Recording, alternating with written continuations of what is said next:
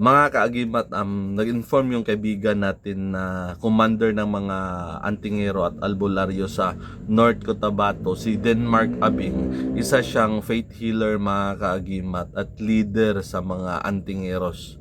So, pakinggan natin yung debate niya. Siya yung previously nakipagdebate kay Darwin Gitgano doon sa Bohol. Pumunta siya from North Cotabato, pumunta siya ng Bohol. Ngayon, iba naman yung kadibatin niya, mga Catholic faith defender. And then, pagmasdan natin kung ano yung asal ng mga Catholic faith defender. Siya lang mag-isa, mga kagimata. At lahat ng Catholic faith defender ay inano siya pinagtulungan. I-check natin. Sa itong kapitulo versikulo sa Biblia, na sinugo sa Diyos ang babaylan o albularyo. Kaya kung di ka nabasa, buot ang albularyo, di ba? Kung makabasa siya, kita ang katoliko mo. Tinode, agree mo na? Okay, basa. Sa sinugdan pa lang, di mo kasabot? Pasidongge ang mga mananambal na angay kanila kay ang Ginoo mo ay naghatag kanila sa ilang bulutin. Ginoo mo ay naghatag. Okay, wala lang.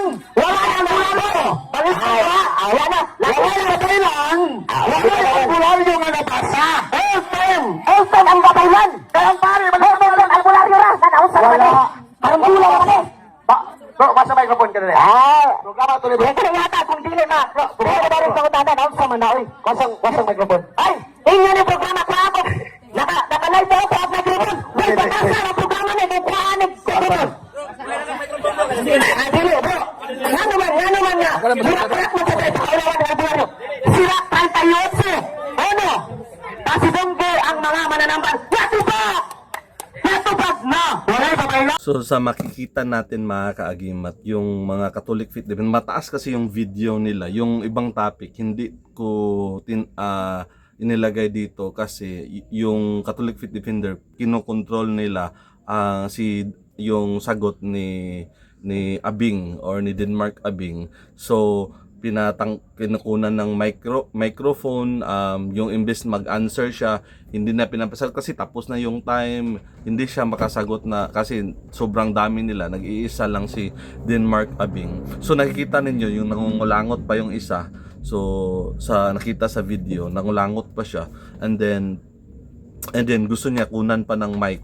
Tapos instead na time ni Denmark na magsalita, sinasapawan siya ng hindi siya binigyan ng time na or binigyan ng chance na makapag-explain kasi instead mag-explain siya, nagsasalita din yung isa. Pero sa time na nag-question yung isang Catholic faith defender, hindi naman sumasapaw si Denmark Abing. So base sa question niya, if meron ba makitang albularyo or about sa Biblia, sinagot naman ng tama ni Denmark Abing about tungkol sa manggagamot.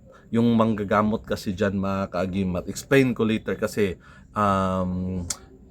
inulit yan mamaya explain ko kung bakit tama si Denmark Abing. At pakinggan or tingnan nyo yung video hanggang sa dulo. Explain ko later kung bakit tama si Denmark Abing.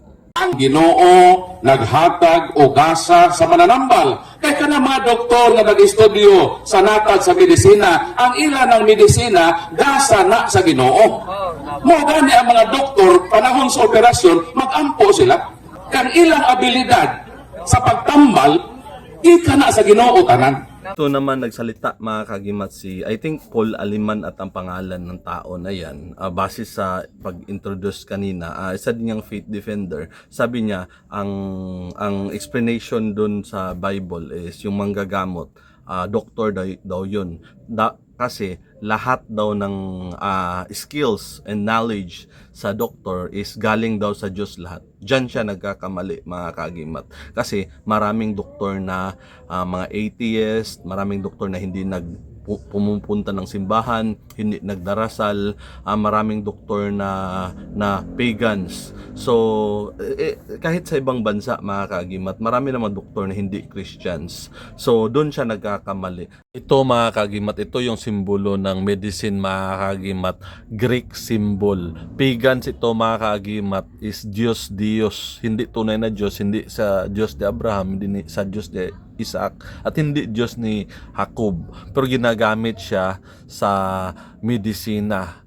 At pagans ito kasi galing siya sa Greek mythology. kadusyos, mga kaagimat. So sabi ni Paul Aliman, sa Diyos daw to nanggaling. I don't know kung ito ba yung Diyos nila, but para sa akin, pagans ito, hindi ito tunay na Diyos. Pero para kay Paul Aliman, galing daw to sa Diyos. So dyan siya nagkakamali. Mali ang interpretasyon niya. O sa lagi ko Santiago Kapitulo 5. Ingon din versikulo 14. Matod sa balang kasulatan. Aduna ba kaninyo'y nagmasakiton? Pangutana ha? Aduna ba daw kayo nagmasakiton? Ipatawag ang Pangulo sa simbahan. Aron magampo alang kaniya o sa ngalan sa Ginoo magdihog kaniyag lana. O ang maong pag-ampo inubanan sa pagtuo makaayo sa masakiton o ang Ginoo magapahiuli ngadto kaniya sa maayong panglawas. Unsa giingon sa balang kasulatan? Insa ba kaninyo ang nagmasakiton? O nga kay sakit na dili pisikal, unsa giingon? Ipatawag ang Pangulo sa simbahan. Diingon ba na ipatawag si Abing, Dinmar, Nababaylan o Albularyo? Nag-ingon wala? Kung atong isuksok si Abing din, maglalis ko ta. Kaya di man siya Pangulo sa simbahan. Iklaro man na ipatawag ang Pangulo sa simbahan para magunsa, para magampo, magdihog kaniyag lana, mauna doon na kay Santa Lana, 15 mo Santa Lana, ang Pangulo sa atong simbahan, ang atong kura paruko, si Father Bibo, ang atong ipatawag. Sabi ni Paul Aliman, mga kaagimat, sa Santiago chapter 5 verse 14, kung merong may sakit sa sino man sa inyo, ay patawag ang matanda sa iglesia, or in short, yung sabi niya, patawag daw yung pari sa simbahan para magbasbas or mag-consecrate ng oil. Yun yung sabi niya, as what he stated. And then sabi niya na hindi daw, walang nakasulat na Denmark Abing. Okay? Yun yung sabi niya. Pero sinabi niya na hindi naman nakasulat sa Biblia. Kahit i-check pa natin dito sa Bible, wala naman nakasulat na Father Bibot dito. Sabi niya, si Father Bibot daw ang kuha. Tapos, ang head sa church, nag-assume siya, mga kaagimat, ito si Paul Aliman, kulang siya sa kalaman, nag-assume siya na pare daw yung Katoliko. During this time, mga kaagimat, wala pang Catholic na nag-exist. Pero masyado siyang assuming, ina-assume niya na Katoliko daw yun. Hindi yun Katoliko, hindi yun paring Katoliko, mga kaagimat. Diyan siya nagkamali. Kasi kahit i-research ninyo, ang sinasabi niya ay mali. Hindi yun paring Katoliko ang sinasabi dyan sa Biblia. At walang Father Bibot na nakasulat. Yan ang klaro. So mali siya dyan. Sirap, 38, nananggil, lali sa sila. Kaya nga, iilugan nilang bersikulo, nawa sila ilabot. Iyaman to sa mga herbalist.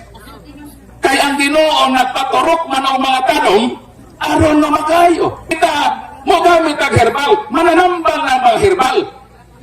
Sabi ni Paul Aliman, mga kaagimat, sa Sirach 38 na tungkol sa manggagamot. Okay? Sabi niya, hindi daw yan albularyo. Okay? Yan yung klarong sinabi niya. Kasi herbalist daw yun. Okay? Hindi albularyo, pero herbalist. Yun yung sabi niya. Ito si Paul Aliman, kulang to sa kalaman eh. Ano bang ibig sabihin ng albularyo? I-check natin. Base sa Wikipedia, mga kaagimat, ang albularyo ay isang tradisyonal na katutubong manggagamot sa Pilipinas na gumagamit ng mga alternatibong pamamaraan tulad ng paggamit ng halamang gamot. So nakikita nyo, mga kaagimat, halamang gamot gumagamit ang albularyo. Meron ding albularyo na gumagamit ng orasyon. Meron ding albularyo na gumagamit ng ritual. Okay?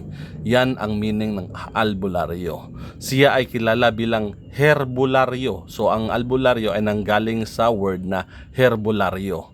Hango sa salitang Espanyol na herbolaryo o faith healer. So faith healer, albularyo, herbularyo, herbalist, mga kaagimat.